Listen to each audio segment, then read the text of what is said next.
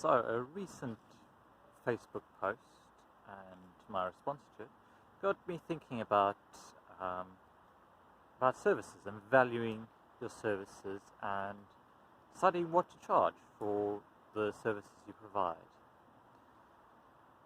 Now, this is, of course, a difficult topic, particularly here in the British Isles, where we really don't like talking about money very much at all. And I think there's two separate um, factors in this. So it's what the market is prepared to pay, and then it's also what you are prepared to accept. A lot of people, when they start out with pricing, the first question they ask is, well, how much are other people charging for the same thing?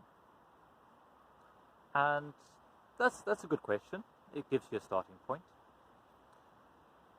But if you want to succeed in business, worked out is you need to have a look at long-term sustainability.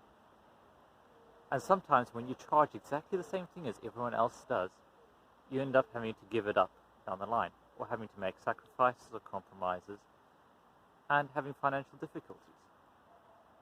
Then every person who works hard should be able to earn a living. I know it's difficult, but you do also have to evaluate things according to how much you're going to earn from them. Now, it's really helpful for this to go through and work out exactly how much you need to earn to, first of all, survive. Secondly, well, live at the level that you would like to, and also work out what your ideal income would be. Now, I'm not to say you go hit your ideal income straight away, and with types of business where you need to build customer base long term, it's going to take a while. But you've got to at least be reaching your survival amount. You've got to at least make that much. And once you've got that number, you can work out, well, how many sessions am I going to run a week? How many events am I going to run a year? And divide it all up, and there you have what you need to earn in terms of profit. And that can then get worked into all of your costings. But you've got to know those numbers first. And you've got to be prepared to answer difficult questions and run the numbers. You've got to put it through an Excel spreadsheet. You've got to go, okay, well, if I get 10 children along to this forest school session and I charge them each £5, and then I subtract petrol costs and consumables, whether it's marshmallows or firewood or just biscuits and tea, what am I left with? If you're charging £5 for one whole day session for 10 children, £50, you're going to be down to somewhere closer to 35, 40 end of the day, and that's pretty difficult to live on. I mean, you can make it work. You've got to work out your survival. It comes back to work out the survival budget. So you've got to, at the end of the day, you've got to work out whether the thing that you're doing is actually going to earn you enough money to live. If it isn't, you've either got to increase the amount of value you provide and up your prices, or you've got to pick something else. Those are pretty much the only two options. I mean, it's difficult for people to hear.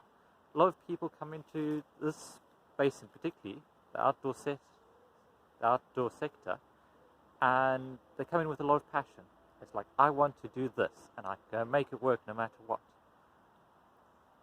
Yes, but thinking about how you're going to make it work and deciding whether you are willing to live with the reduced pay of doing exactly what you want to do is a choice. There are ways to earn an income, and there are different ways to market forest schools.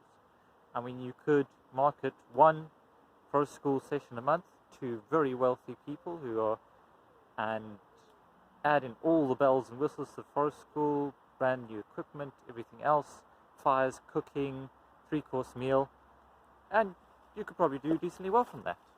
Same time, you could run 5 sessions a week for school children and do pretty well from that. But first things first is working out what you are willing to work for, what you need to work for. As, like I say, it's a step that most people avoid thinking about because it's difficult. It's difficult to admit that your passion might not earn you money straight away. And sometimes your prediction of having 20 children coming to your sessions, I mean, that's great. It's £5 a child. But what if you only get 10 or 7? You've still got bills to pay. Mortgage bills, still got rent, still got utilities, still got money coming out of the bank account for insurance and for petrol and for resources and tool upkeep and all of that. And think about how happy a leader you're going to be, how invested you're going to be as a leader if you're constantly worried about money. You've got to pick the amount that works for you. Now, I do have a calculator and I can run you through all that. I have a previous video on all that, which you can find on the channel. But to answer what you're worth, you need to first start off with how much you're willing to accept. And of course, market works into that. If it turns out that you can't charge £20 per child per session, then you're going to have to change tack. Either add more value, drop the price, or go do something else. Business is simple, really simple. You've got to have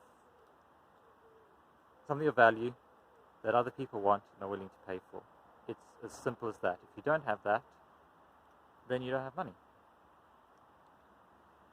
I mean, you can make it as complicated as you like, but those are fundamentals. People only pay for what they value. There you go, a bit of a hard-hitting subject there. But yeah, you are worth a lot more than you think. Have a think about how you can provide more value as well, and charge appropriately for your services. With that, I'll leave it there, and thanks for watching. Make the most of every day.